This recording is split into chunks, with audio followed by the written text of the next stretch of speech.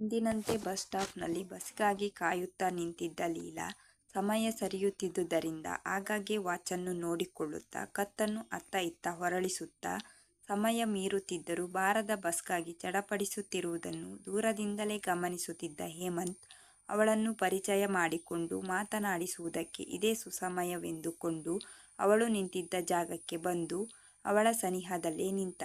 ಕಾಲೇಜಿಗೆ ಹೊತ್ತಾಯಿತೆಂಬ ತವಕದಲ್ಲಿದ್ದ ಲೀಲಾ ತನ್ನ ಪಕ್ಕದಲ್ಲಿರುವವರನ್ನು ಗಮನಿಸುವ ಗೋಜಿಗೆ ಹೋಗಲಿಲ್ಲ.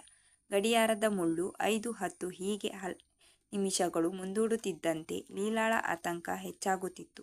ಬಾರದ ಬಸ್ಸನ್ನು ಶಪಿಸುತ್ತಾ ಆಟೋಗಾಗಿ ಪರದಾಡತೊಡಗಿದಳು.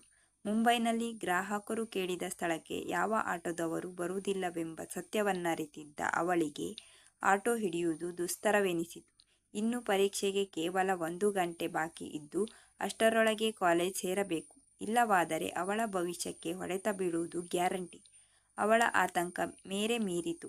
ಅಸಹಾಯಕತೆಯಿಂದ ಅವಳ ಕಣ್ಣಲ್ಲಿ ನೀರು ತುಂಬುತ್ತಿದೆ. ಲೀಲಾಳ ಪರದಾಟವನ್ನು ಹತ್ತಿರದಿಂದಲೇ ಗಮನಿಸುತ್ತಿದ್ದ ಹೇಮಂತ್ ಅವಳ ಪಕ್ಕಕ್ಕೆ ಬಂದು ಎಕ್ಸ್ಕ್ಯೂಸ್ ಮೀ, ನಿಮ್ಮ ಬಸ್ ಬಂದಿಲ್ವಾ, ಎನಿ ಹೆಲ್ಪ್ ಎಂದಾಗ ಲೀಲಾ ಅವನ ಮಾತಿಗೆ ಬೆಚ್ಚಿ it is none of your business ಪಟಾರ್ ಎಂದು ಉತ್ತರ ನೀಡಿ ಅವನಿಂದ ದೂರ ಸರಿದಳು.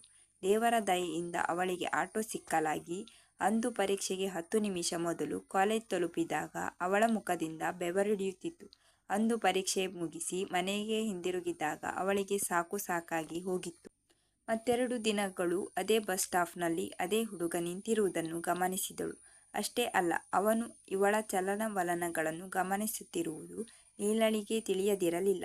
ಇದೇನಪ್ಪ ಹೊಸ ಕಷ್ಟ, ಈ ಹುಡುಗ ನನ್ನ ಹಿಂದೇಕೆ ಬಿದ್ದಿದ್ದಾನೆ?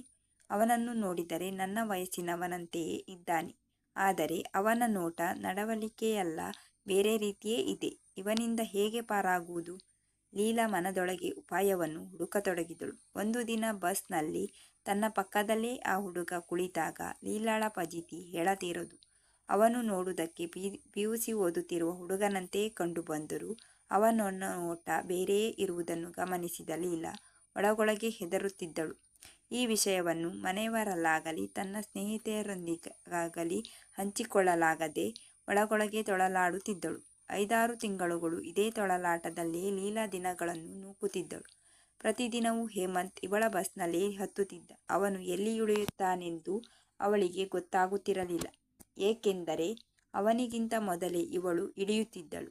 ಅವನೇನು ಇವಳಿಗೆ ತೊಂದರೆ ಮಾಡದಿದ್ದರೂ ಅವನ ನೋಟವೇ ಬೇರೆ ರೀತಿ ಇರುವುದನ್ನು ಇವಳು ಗಮನಿಸುತ್ತಿದ್ದಳು. ಕೆಲವೊಮ್ಮೆ ಒಂದೆರಡು ಮಾತುಗಳ ವಿನಿಮಯವೂ ಆಗುತ್ತಿತ್ತು. ಸುಖಾಸುಮ್ಮನೆ ಹುಡುಗರನ್ನು ಎದುರು ಹಾಕಿಕೊಳ್ಳುವುದು ಸರಿಯಲ್ಲವೆಂದು ತಿಳಿದಿದ್ದ ಲೀಲಾ ಅವನು ಕೇಳಿದ ಪ್ರಶ್ನೆಗಳಿಗೆ ಚುಟುಕಾಗಿ ಉತ್ತರಿಸಿ ಸುಮ್ಮನಾಗುತ್ತಿದ್ದಳು. ಆದರೂ ಇವನ ಈ ವರಸೆಯಿಂದ ಮುಕ್ತಳಾಗುವ ಉಪಾಯವನ್ನು ಮನದೊಳಗೆ ಯೋಚಿಸುತ್ತಿದ್ದಳು.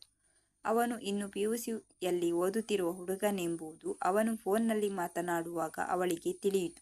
ಆದರೂ ಇಂದಿನ ಕಾಲದಲ್ಲಿ ಯಾವ ವಯಸ್ಸಿನ ಗಂಡು ಜೀವಗಳನ್ನು ನಂಬುವುದು ಕಷ್ಟವೆಂದು ಅವಳಿಗೆ ಮನದಲ್ಲಿ ಬೇರೂರಿತ್ತು. ಈ ಚಿಕ್ಕ ಹುಡುಗನ ಮನಸ್ಸಿನಲ್ಲಿ ಪ್ರೇಮ ಭಾವವನ್ನು ಹೋಗಲಾಡಿಸಿ ಸೋದರ ಭಾವವನ್ನು ಮೂಡಿಸಬೇಕೆಂದು ನಿರ್ಧರಿಸಿದಳು. ಅಂದು ಕಾಲೇಜಿನಲ್ಲೆಲ್ಲ ರಕ್ಷಾಬಂಧನದೇ ಮಾತುಗಳು. ನಾಳೆ ಆಚರಿಸಬೇಕಾಗಿರುವ ರಕ್ಷಾಬಂಧನಕ್ಕಾಗಿ ಲೀಲಾಳ ಗೆಳತಿಯರೆಲ್ಲರೂ ರಾಖಿ ಕೊಳ್ಳಲು ಹತ್ತಿರದ ಅಂಗಡಿಗೆ ಹೋಗುವಾಗ ಅವಳು ಸಹ ಅವರ ಜೊತೆ ಹೋಗಿ ರಾಖಿಯೊಂದನ್ನು ಕೊಂಡು ತನ್ನ ಬ್ಯಾಗ್ನಲ್ಲಿ ಸೇರಿಸಿದಳು.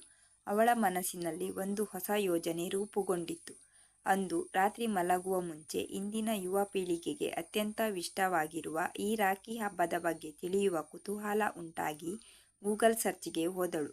ಸರ್ಚ್ ಮಾಡುತ್ತಾ ಹೋದಂತೆ ಈ ರಕ್ಷಾಬಂಧನದ ಬಗ್ಗೆ ಅನೇಕ ವಿಷಯಗಳು ತಿಳಿಯುತ್ತಾ ಹೋಯಿತು. ಶ್ರಾವಣ ಮಾಸದ ಹುಣ್ಣಿಮೆಯಂದು ಸಹೋದರ ಸಹೋದರಿಯರ ಬಾಂಧವ್ಯದ ಶ್ರೇಯಸ್ಸಿಗಾಗಿ ಈ ಹಬ್ಬದ ಆಚರಣೆ ಬೆಳೆದು ಬಂದಿದೆ. ಇದಕ್ಕೆ ನೂಲು ಹುಣ್ಣಿಮೆ, ರಕ್ಷಾಬಂಧನ್, ರಾಖಿ ಎಂಬ ಹೆಸರುಗಳಿಂದ ಪ್ರಸಿದ್ಧಿ ಹೊಂದಿದೆ.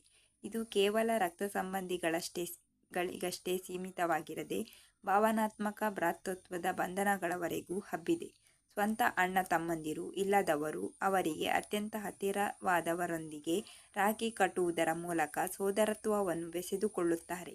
ಈ ಹಬ್ಬಕ್ಕೆ ಪ್ರಾಚೀನ ಐತಿಹಾಸಿಕ ಹಿನ್ನೆಲೆಗಳು ಇವೆ. ಒಮ್ಮೆ ದ್ರೌಪದಿ ಕೃಷ್ಣನ ಕೈಯಲ್ಲಿ ರಕ್ತ ಬಂದಾಗ ತನ್ನ ಸೀರೆಯ ಸೆರಗನ್ನು ಹರಿದು ತನ್ನ ಭ್ರಾತೃ ಸಮಾನನಾದ ಕೃಷ್ಣನಿಗೆ ಕಟ್ಟುತ್ತಾಳೆ. ದ್ರೌಪದಿ ಕೃಷ್ಣರ ಸಂಬಂಧ ಅಣ್ಣ ತಂಗಿಯರ ಸಂಬಂಧವಾಗಿದ್ದು ದ್ರೌಪದಿಯ ಸಂಕಟ ಸಮಯದಲ್ಲಿ ಕೃಷ್ಣ ಓಡೋಡಿ ಬಂದು ಅವಳಿಗೆ ಸಹಾಯ ಮಾಡಿ ಅವಳನ್ನು ಕಾಪಾಡುತ್ತಿದ್ದನೆಂಬುದು ಇತಿಹಾಸದಿಂದ ತಿಳಿದುಬರುವ ಅಂಶ.